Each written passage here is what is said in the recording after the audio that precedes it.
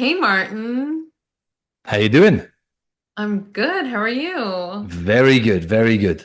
Couldn't be Thank you better. so much for being the first guest on UnSeriously, my podcast, my new podcast, and you're the Pleasure. first. So Great. I'm It's it's sticking. an it's an honor to be your first guest. Thanks. So, a little bit about you, Martin. Martin Silva, fitness instructor, nutrition guide, coach, lifestyle coach kind of thing. You're really into the social media platform for clients to reach out to you through that, right? Um, and I want to just kind of dive right in. Let's go. So I have some questions that I'm going to ask throughout. And the first one, it's going to give you an opportunity to tell us a little bit about you. If you had to give a TED Talk, can we hear the 2 minute version of that? A 2 minute TED Talk. Yeah. So, like your whole overview of what you stand for, of what you're up to, and anything else you want to add in there. Wow, I like this. You're putting me on the spot. I love it. So, firstly, I would just start with everything starts with health. The whole foundation of everything you do, health needs to be number one. Because what a lot of people do is they chase their career or their business goals or their aspirations, which is very important, or they chase certain things like relationships or trying to find the perfect partner. And then what they do in that process on those paths is they forget about the most important thing, which is health. So for me to be where I'm at now, coaching people all over the world, doing what I love and changing lives, and ultimately having been able to change my own life along the way, going through the binge eating disorder from when I used to do bodybuilding, got to the high level doing that, achieved quite a lot, but then ended up with real struggles mentally and with, like I say, binge eating. So the transformation journey I've been on has always brought it back to that foundation, which is discipline, which equals freedom, and health, mental, emotional, physical, and spiritual health. That needs to be the foundation before anything else. And then with that foundation of discipline and health, that's when you can really reach your full potential. So that's the message I really want to hammer home to people is doing hard things is going to give you an easy life. Whereas doing easy things all the time is just going to give you a harder life. And it's really quite simple. And I think people really overcomplicate things when it comes to achieving. Because even if you give someone, you can maybe attest to this, right? Someone could get 10% more confidence and energy. That will improve every single aspect of their life, relationships, business, sex life, everything, right? Mental Yeah. clarity, productivity. So even if you get 10% more, right? So that's what I always like to focus on is if you can get those 10% and you can move in that right direction. And again, discipline and consistency with your training, with your exercise, nutrition, and getting good sleep. The boring stuff, which doesn't sound sexy, is what people need to have as that foundation. So that's kind of my message. And then everything else follows from there. I love it. And I found you on like Instagram and then did a free challenge of yours and then got amazing results in like a month. And then we started working together. And I love it. I love the consistency that you've supported me in gaining. And like, I've never worked out with like the muscle machines and dumbbells like on a regular basis before working with you. So it's been really cool to see like that transformation. Awesome. I got to give And you credit as well. Like I said to you at the start, right? Can't lift the weights and eat the food for you. So going back to yeah, what I said, your discipline and consistency has been absolutely incredible. I think you might have found me. Actually, I think initially you may have found me through a podcast, actually, from the carnivore space. And then I think you followed me on Instagram. Yeah. I think you're right because Yeah. you're Yeah. a fellow podcaster. That's right. And here Doing we are that. now, full circle. You're doing your first Yeah. podcast. Hey, funny how life works. That is funny. So speaking about binge eating, what was your favorite thing to binge on? Favorite thing to binge on, the classic binge eating recipe for me, for Martin Silva in his heyday of binge eating, which I'm not proud of, but Uh-huh. it was a large Domino's pizza. Like I know it's dirty, right? Out of all things to eat, it's dirty, right? Out of all the good quality, I don't not good quality, but go to all these fancy restaurants and everything else. But it was a Domino's pizza with garlic and herb dip, a massive, massive tub of the garlic and herb dip, a large one to myself. I used to go all out, right? So I would add, you can add like cheese in the crust. I remember you can Yeah. get, so I would add cheese, like cheese in the crust. And I think it would be like, a 4,000 calorie pizza. I'd eat all of that, dunking it in this big, massive tub of garlic and herb dip. Then I would have, after that, I would order the Domino's cookies as well. By the way, this sounds like a bloody advertisement. I'm not advertising this. It's garbage. Don't try this at home, right? So I got like the four Domino's cookies, warm as well. So they're warm in a little box. And then I would get Ben and Jerry's, and I would add the Ben and Jerry's to Domino's, right? But it was so excessive that it wasn't just like, I'll have like two of the cookies or I'll have half the pizza and share it. Yeah. It was I'll eat the whole thing to myself, with my ex-girlfriend. I would eat the whole thing and she would She just have order it. one. She'd order her own, but it wasn't, yeah, she was excessive too, but it wasn't large like I had, and then four Domino's cookies, and then pretty much it would be half to a whole tub of Ben and Jerry's, and I would get the peanut butter cup one again. Not trying this at home. I know a lot of people are like, "Oh my god, that sounds amazing." No, don't try this at home. It's not good. So yeah, so basically, I ended up that, and that would be, it would be like 5,000, 6,000 calories sometimes in one sitting, Hmm. like close to bed as well. So that was the one thing I would have on the weekends, when I would stay in and watch TV on a Saturday night and just go all out on that. And that's when you were bodybuilding? Yeah, That's so this wouldn't be when I was leading up to shows.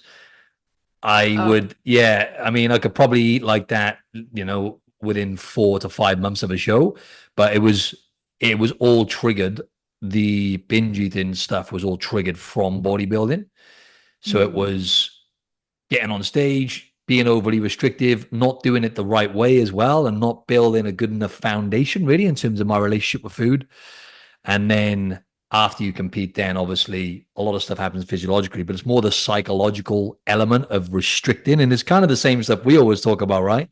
It's the same thing for everyone, right? It's if you have that mindset of, I can't eat this, I can't eat that, I can't go there because I'll do this, I can't.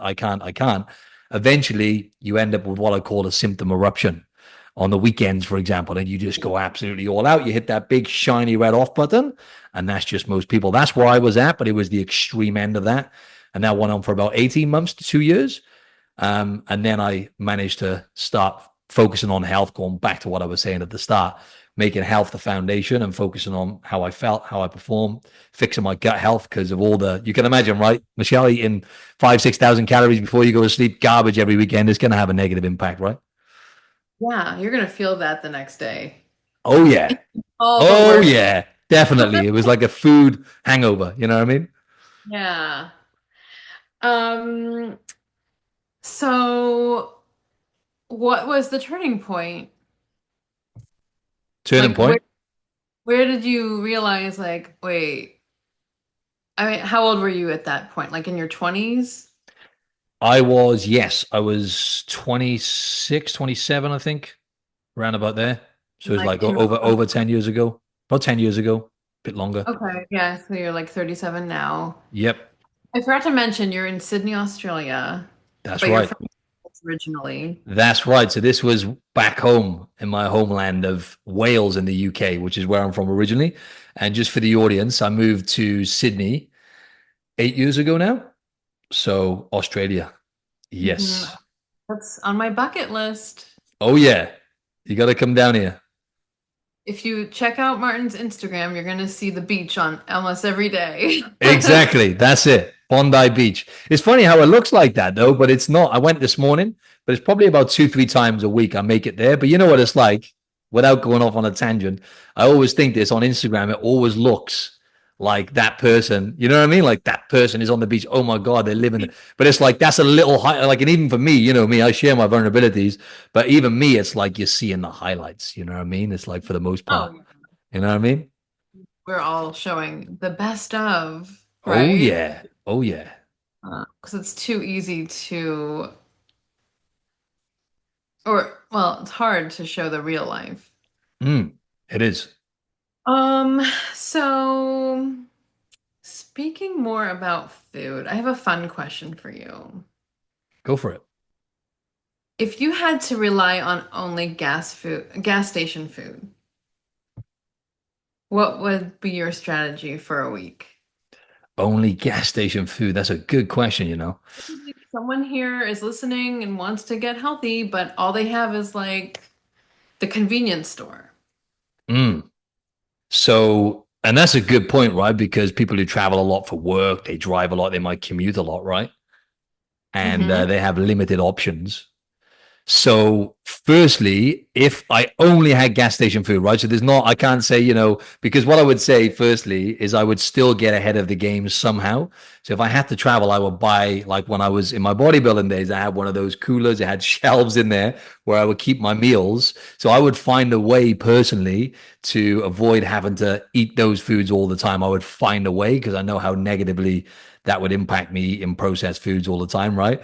So I would find a way to put my meals in there first and foremost. But if I only had gas station food, Yeah, like you I have no access to a grocery store. You can't buy ground beef or fresh eggs or whatever. Like, what are you gonna do? mm, I'm gonna hunt around the gas station store to see if they've got any single ingredient foods, even if it's like a bit of fruits or it could be anything, but you're unlikely to find that in a gas station store, right? Funny enough, a lot of gas stations don't even have this. What I would look for, because I'm always looking at health nutrition, right? I'm looking at how can I fuel my body with the essential nutrients that it needs to thrive, right?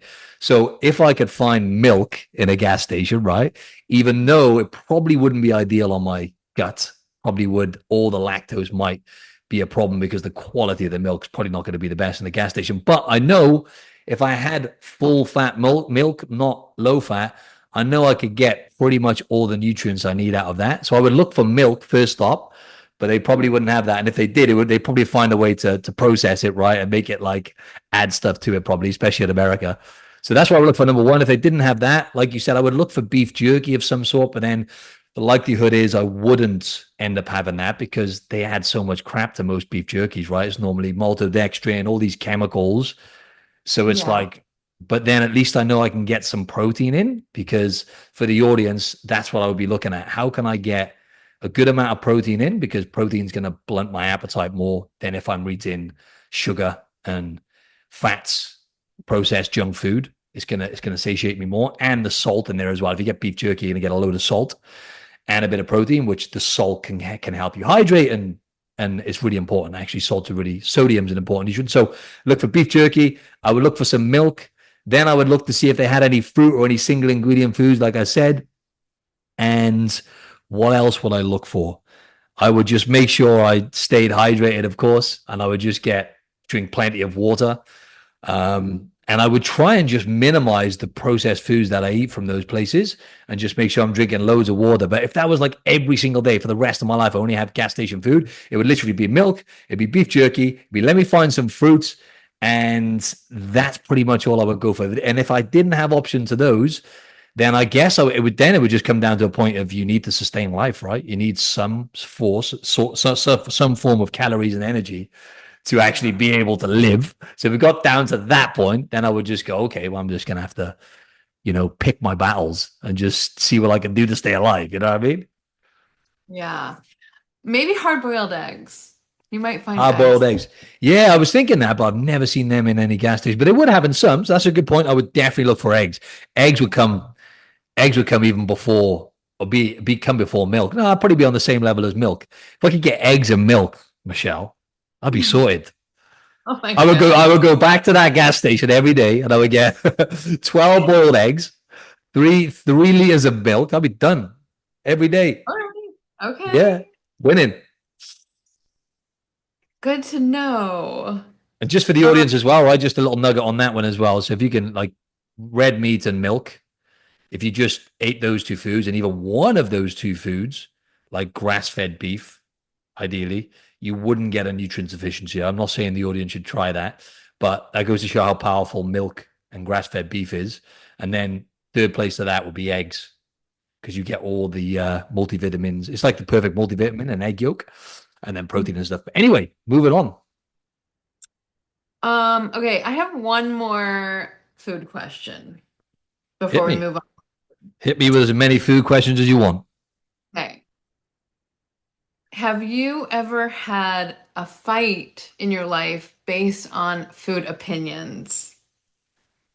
Oh So yeah. have you had any discussions that led to a fight about, oh, you should eat this, no, you should eat that, or something like that? Or way Oh, of eating or anything like that? oh. I mean, if we're talking online, I've lost count of the amount of arguments and debates I've had, obviously. But if are we talking in the real world, online, or both? Either one. Okay. Yeah. Maybe real life.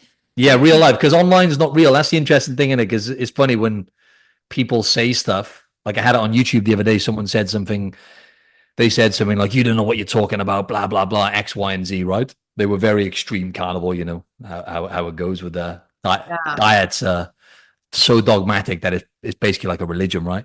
So, and then I commented saying, "Oh, okay, what makes you think that? I'm curious. Thanks for the feedback." Right? Comment with kindness, reply with kindness, and then they're like, "Oh, I'm so sorry." Da, da, da, da.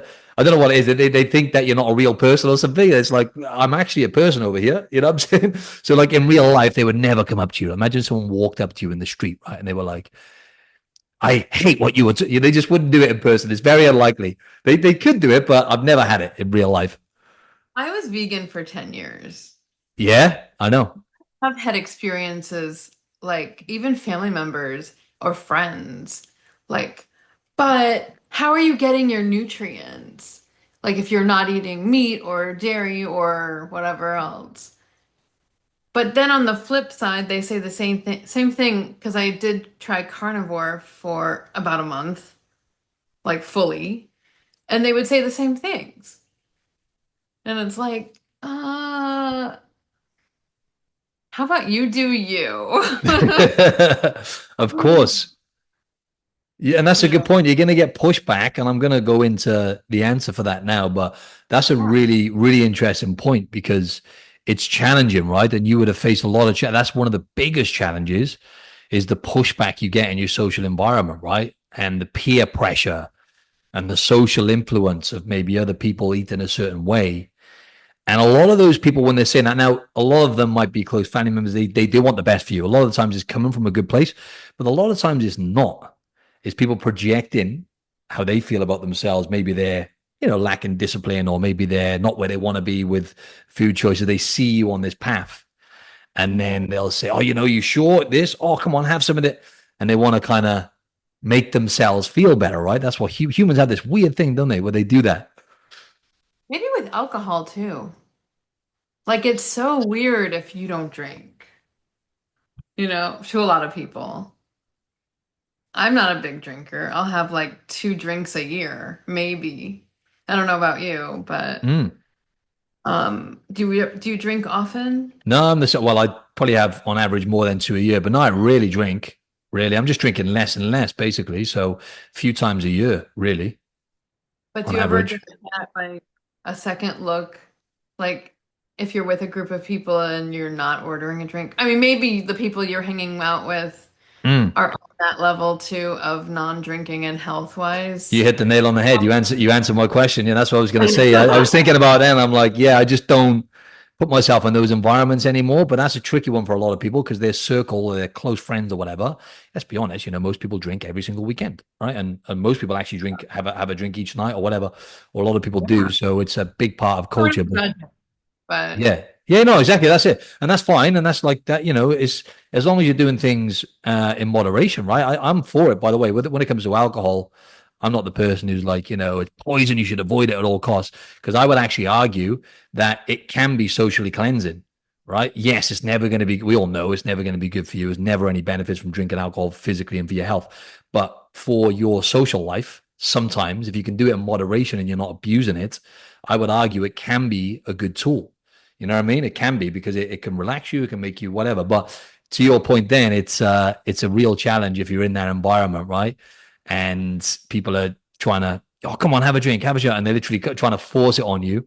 So I think that one comes down to picking your battles again, right? It's like, okay, if you're going to go into that environment, my thing I always say to clients is like, you're in the lion's den, right? If you go there, just know that you're in the lion's den, and things can happen, and that's fine, right? Every now and then you take a hit, but if you really don't want to drink, if it's really impacting, if you're one of those people that always goes overboard with alcohol, like I used to do, by the way, I'm talking from experience on these things. I would just, you want to avoid those environments, and then that's when it becomes challenging, the right, Michelle, where you've got to almost like kind of surround yourself with different people, and that's when it becomes really challenging, because then it's like you're kind of breaking free of spending less time with people you spent most of your time with, because you're leveling up and they're kind of happy where they're at, and that's not a bad thing, so you're leveling up in a way of your health or whatever that is. So that's when it's really tough for people, because you've got to break free and then surround yourself with people who align more with your values. But to answer that question then that you said, we were talking about, now I've lost track of what we were talking about. We were talking about If you've gotten into fights over like oh food yeah, or yeah. alcohol, but Oh, yeah. absolutely. Yeah, yeah. So I've got into debates in person. I had someone I knew before, actually, that was vegetarian. Hmm. And we had a debate before, and he was like, oh, like heart disease. I've had this a lot: heart disease, stomach cancer, red meat, and all of this stuff, which doesn't have any solid evidence at all. There's no evidence out there. There's no evidence in terms of causation, right? To show that red meat cause cancer or stomach cancer or heart disease. Absolutely nothing. It's been proven to be lies. And the only evidence they've got is ridiculous. They use, anyway, I had this argument with a friend before, and I was like, you can't use observational studies. They're not reliable. They get a group of people and they say, these people eat meat. Okay, so these people eat meat, and they have more cancer or they have more heart disease. So meat causes cancer. Like, how ridiculous is that? Not taking any other variables into account. Like, do they exercise? Do they smoke? How much alcohol do they drink? Do they get good? And most people they're not getting good sleep. They're overeating, like the average. If we just look at the average person, right? So you take those things into account, and none of it is. So anyway, I had this argument with a friend before, and in the end, it's like I've come to realize that I'd rather just cut it off. So, like, knowing what I know from that now, it's like, when someone has beliefs, and we all have them. I have beliefs. If you try and tell me to believe something different now about something I believe, it's a solid, cemented in belief about something, it's not going to happen. It's literally impossible for you to say, believe this. You know what I mean? Like, I have to go on my own journey. I have to unlearn certain beliefs and then relearn. It doesn't work like that, right? So if someone's got belief and you're arguing with them, it's basically like trying to get blood out of a stone. So knowing what I know from that now, that was one thing. I can talk about many others. Knowing what I know from that now, it's better off. You're better off just going, okay, cool. No, that's great. So you think it causes heart disease? Awesome. You know what I mean? Just move on. It's a Yeah. waste of energy.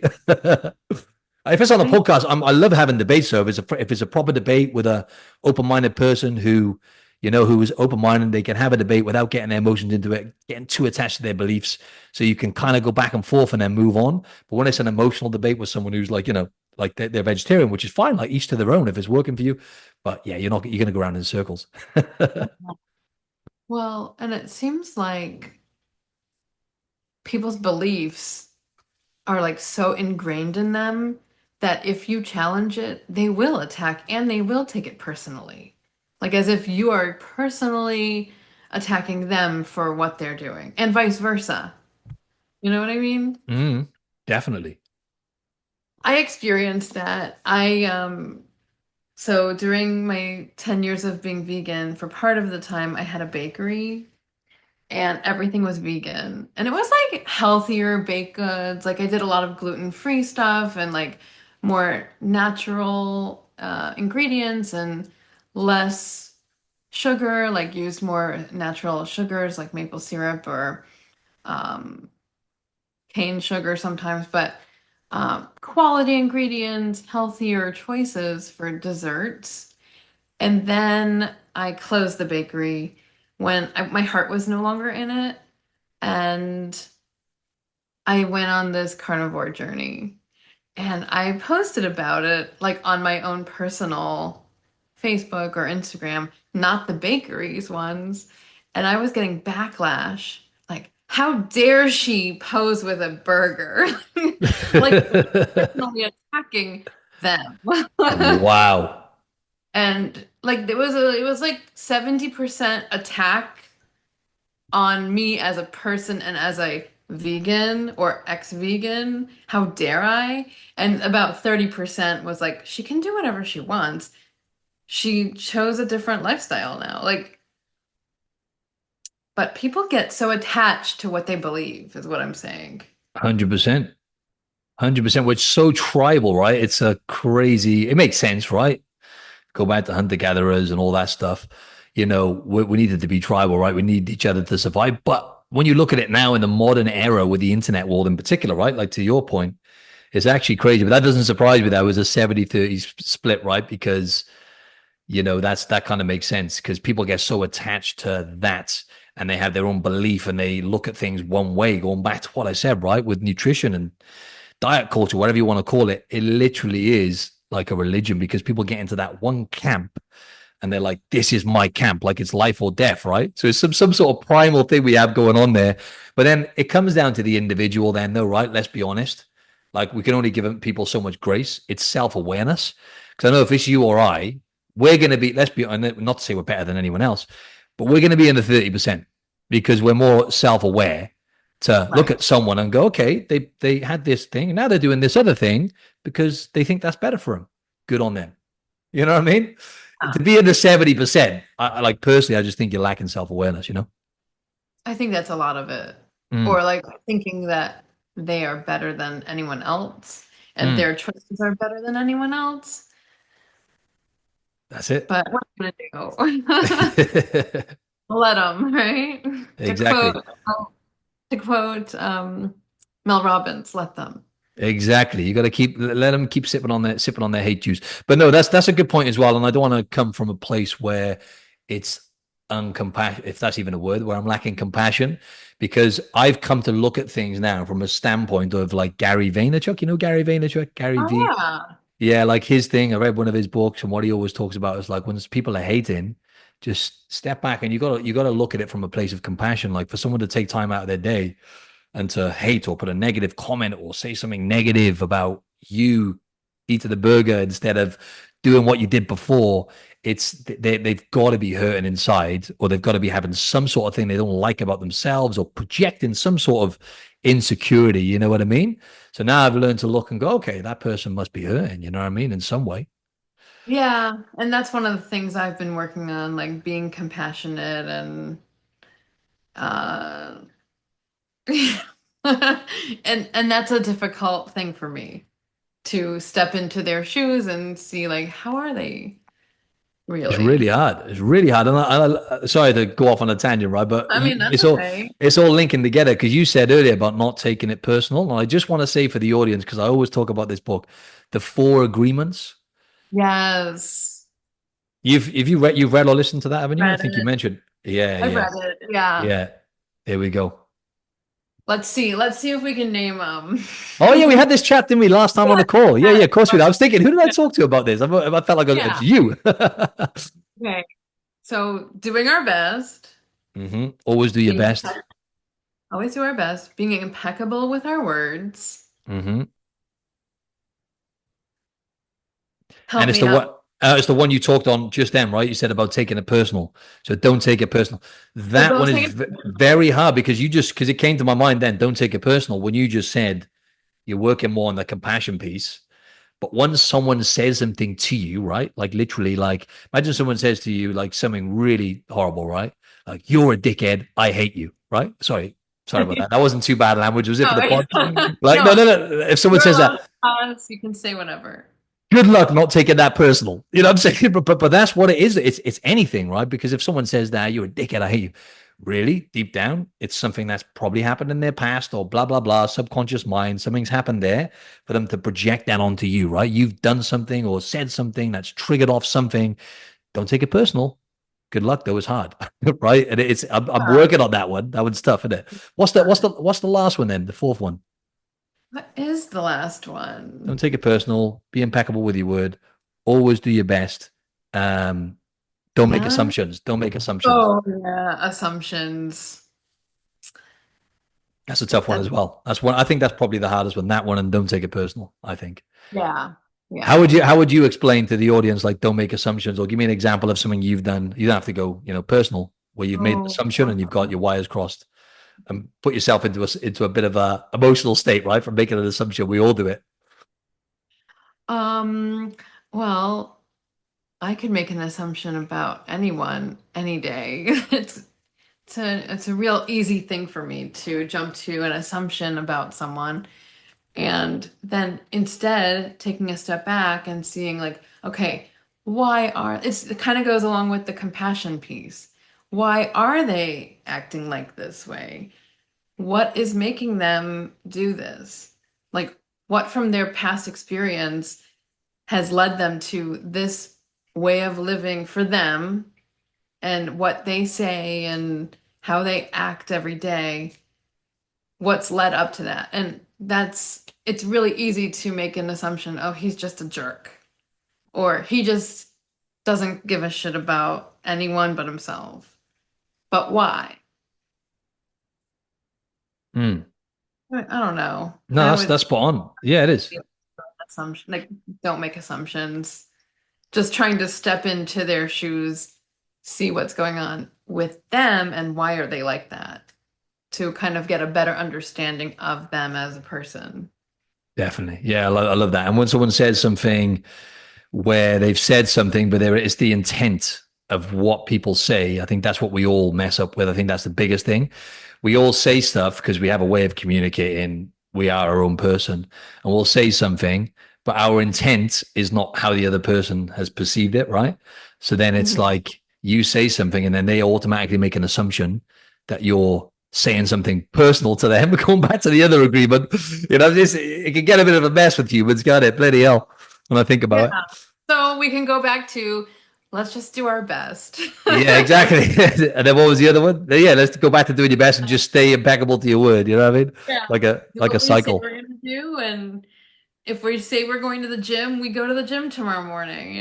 100%. I think another great thing with the four agreements is not being perfect. Like last full transparency in my relationship with Janini, who obviously we I did something where I wasn't impeccable with my word, basically, right?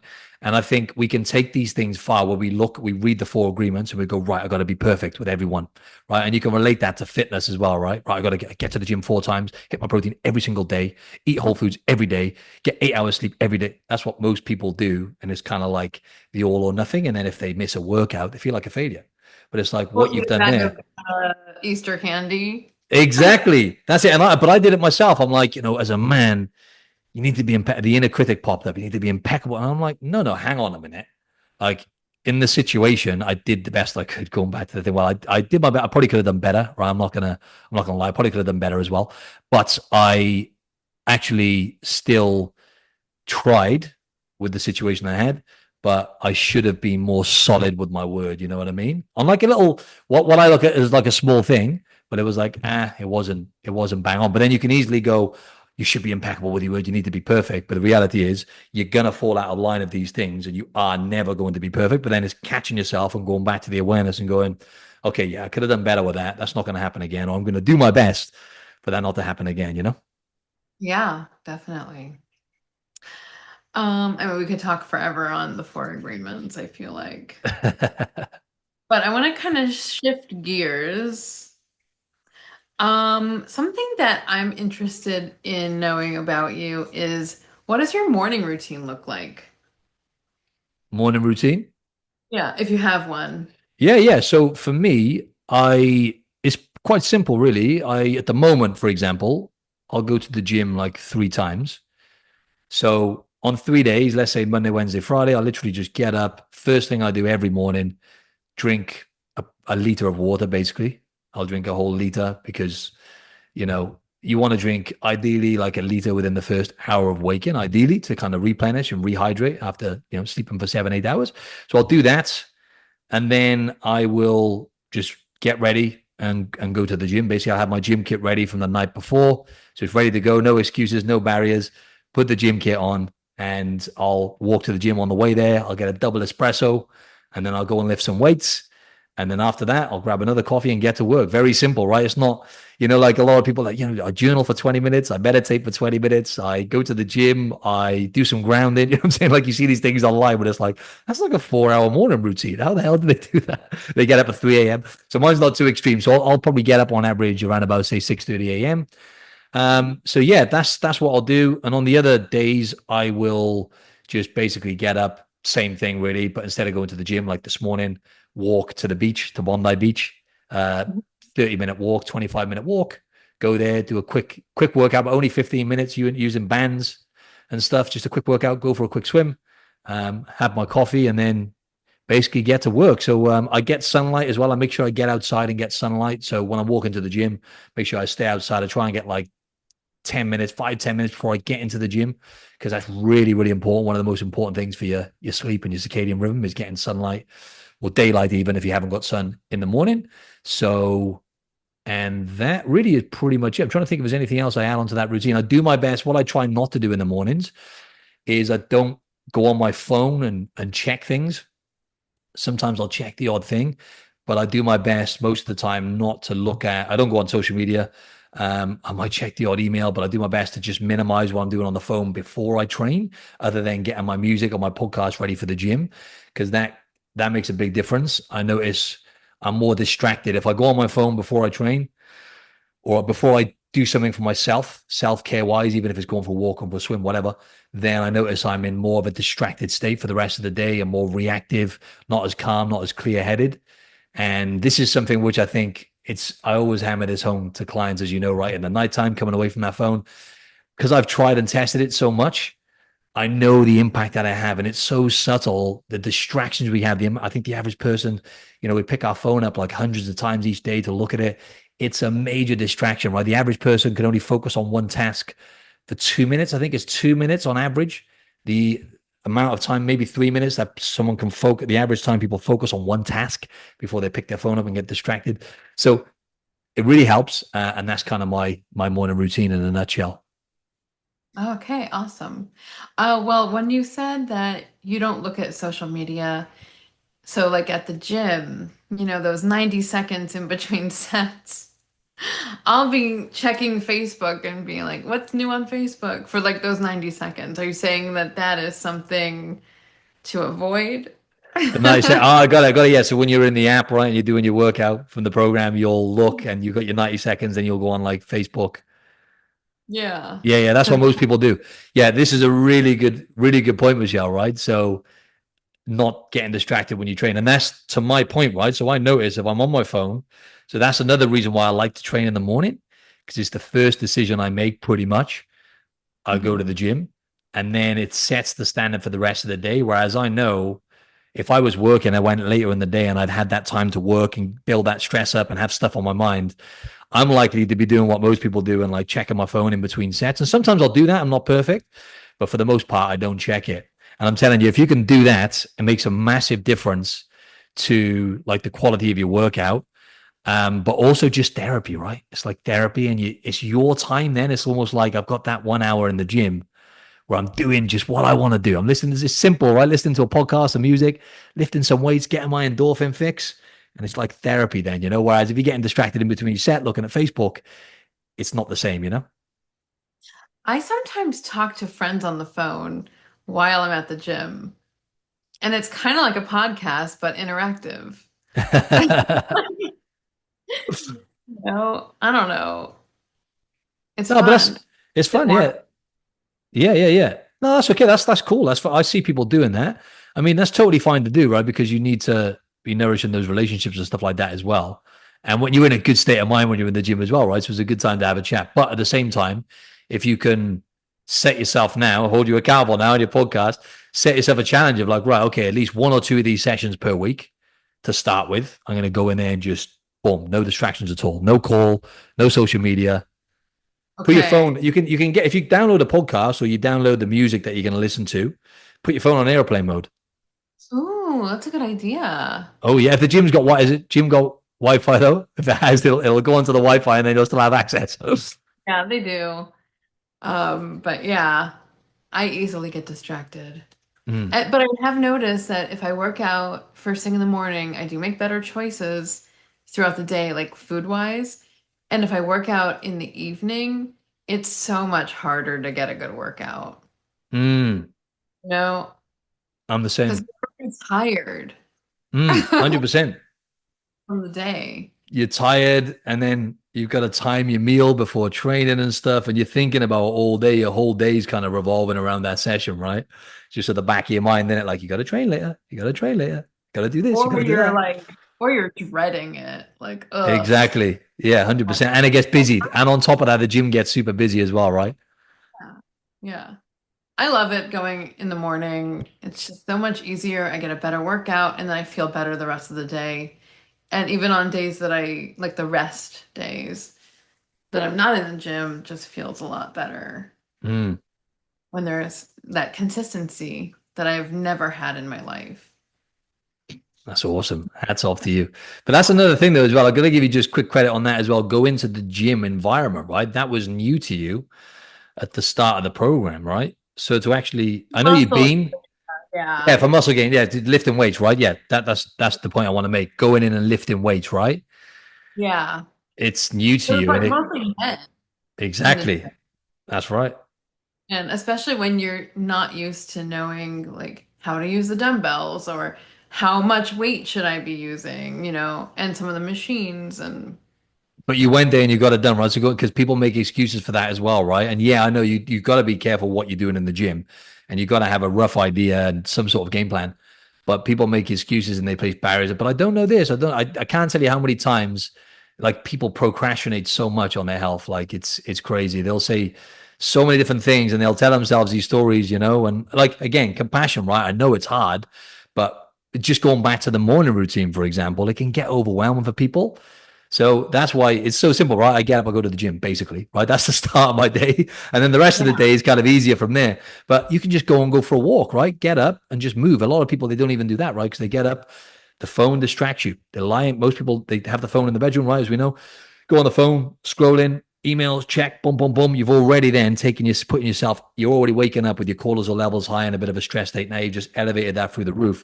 And then you're on your phone, you're doing this, that, and the other. Then all you've got time for then is to get ready and go to work, more stress. Even if you can just factor in like a 20-minute walk, right? So you get some daylight, you go outside, go for a walk, move your body. You know what I mean? Simple. Unless it's winter in Ohio. Yeah, yeah, exactly. In which case, you got to get yourself one of those little walkers to have in your Yeah, house. yeah, like a little treadmill. Exactly. But don't get the sunlight. That's it.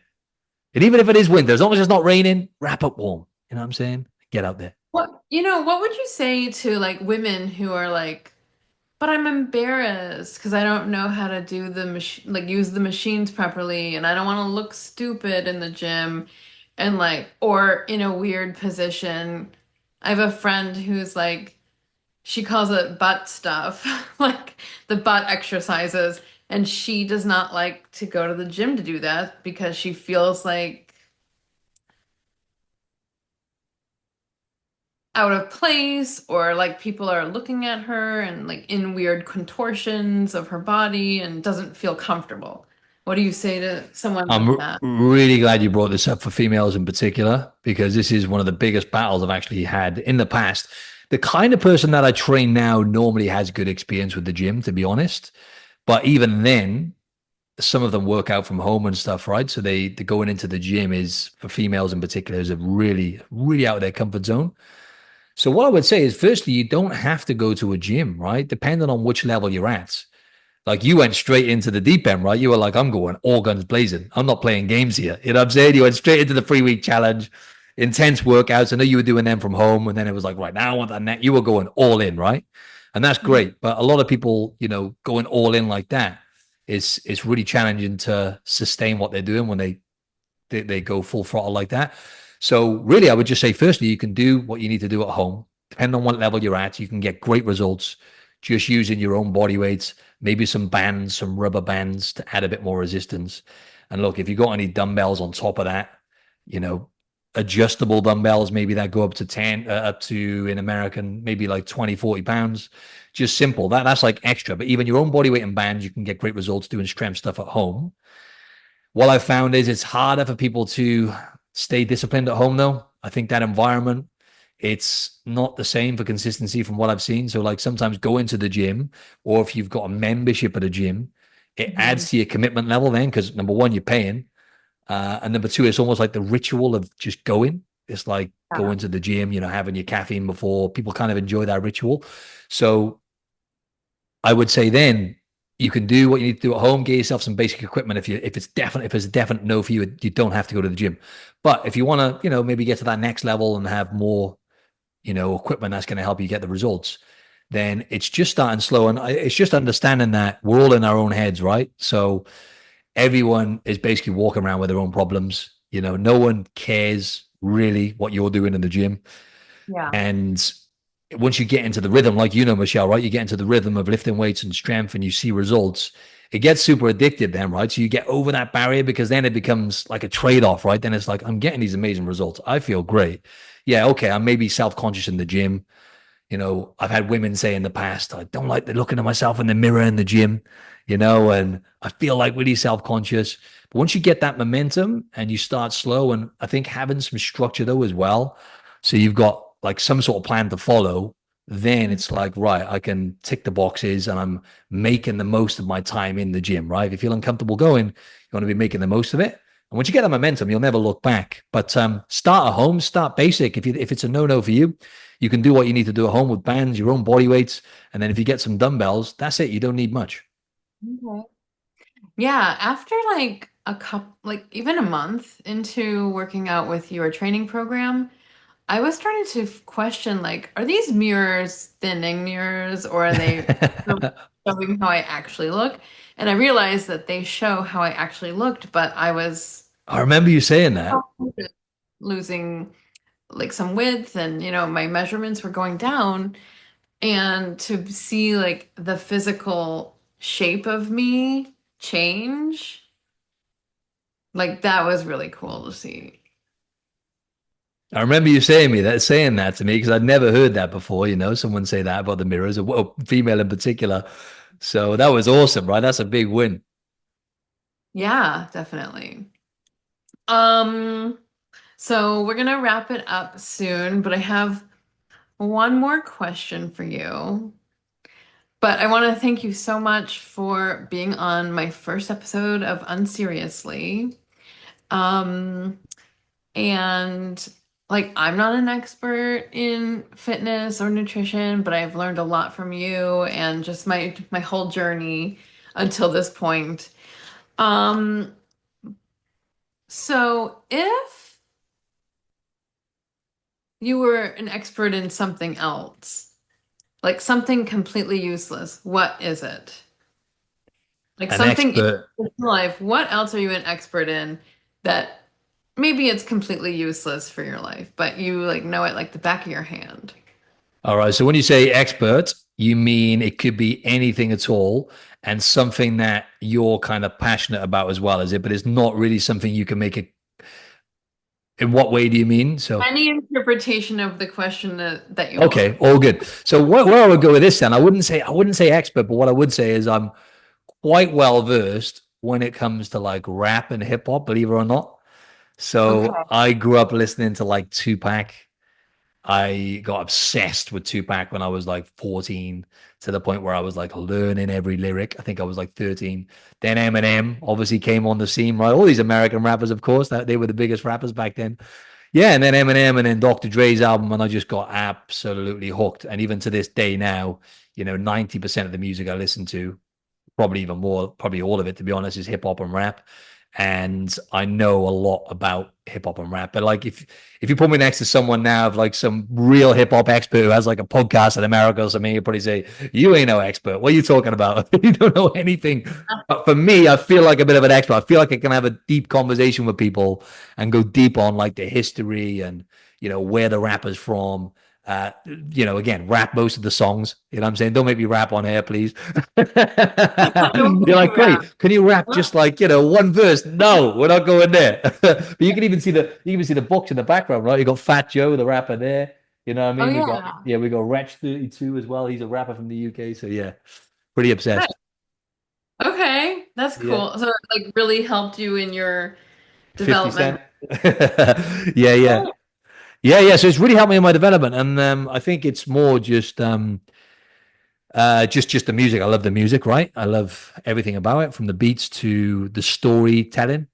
That's what I think humans really get tuned into, is storytelling, right? We love a story. It evokes certain emotions, and even just music in general, right? You can listen to one song and it can take you into a whole new world, right? You could be having a bad day. You listen to one song and it might take you to a certain part of your life or something you remember, which was great, right? Or not so great sometimes, right? And it just, nothing will evoke more emotion more than music, right? It's crazy what it does to us. So Nice. Thanks for sharing that. pleasure. So where can people who are listening to this podcast follow you and get in touch with you if they're interested in getting a personal trainer or um, listening to your podcast or other things about you? Yeah, so they can check me out firstly at Instagram. So it's at Martin Silva Fitness. Silva spelled Silva, the Portuguese way. So Martin Silva Fitness. And then my website is just optimizeyourbody.com, where they can check out the website, see some of the, what we're about and some of the results. And you can kind of apply to work with me on there, really. But the best way really is just to DM me on Instagram, is the best way. So we could see if it'd be the right thing for you, etc. And then obviously I've got my own podcast then as well, called Optimize Your Body. Optimize spelled, I think, the British way or whatever, not the American way. It's spelled with SE on the end instead of ZE on the end. Because the American way is, yeah, it's spelled optimize. Yeah, so it's spelled SE on the end. So I should have Should've spelled just the gone with Amer. it. Exactly. I should have just spelled the American way because most of my audience are in America. But yeah, Optimize Your Body. It's on Spotify, iTunes, everywhere, and on YouTube as well. As well, Martin Silva Fitness is my channel on YouTube, but I share all the videos of the podcast on my YouTube as well. So Awesome. yes. Thank you so much. Thanks for having me on the first episode. I feel Yeah. honored, Michelle. I really enjoyed it. You seem like you've interviewed hundreds of people. To be honest, you seem super like, yeah, like it was just easy for you. I like talking to people. I like getting to know people really well. Likewise. Yeah. Well, thank you so much, Martin. I'm sure we're going to be talking again soon. And hopefully, everyone who's listening can go and follow you and hear your podcast and follow you on Instagram and maybe work Awesome. with you. Awesome. Hey, and before we wrap it up again, I want to give you your flowers. We say that in the UK when you give someone credit. I want to give you your flowers once again, right? Because not only did you have a transformation anyway, on your own, let's be honest, you already had some level of transformation before you joined, right? And Because still working on it. yeah, yeah, you dropped a bunch of weight, you started changing your lifestyle, and you started really leveling up. But now, like since last year, you just to see, and it's not just the physical. I think I want to just hammer this home to wrap it up. The physical, like yes, you've lost a significant amount of weight and body fat, and you've built muscle and everything else. And we always have this conversation, right? Because people get so focused on the physical and losing weight that they actually forget about the person they need to become. So what is impressive for me in your case is the person you've become and you're becoming, right? Every Mhm. single day, you're stepping into the shoes of someone who is fit and healthy. You're living your life like a healthy person, right? Which is what people need to look at. They need to look at less about how do I lose the 20 pounds and look at how do I live like a person who would lose 20 pounds and forget about the losing it because 90% of people gain it back. How do I live like a person who keeps that off? Right. Which is the Yeah. quite okay. I need to, eat better and maybe get more structure with my meals, or, I need to go to the gym twice a week, or however that little factor a walk into my morning. Just start with one or two things and start living like that person you want to become. Love it. Thank you so much. Thank you very much.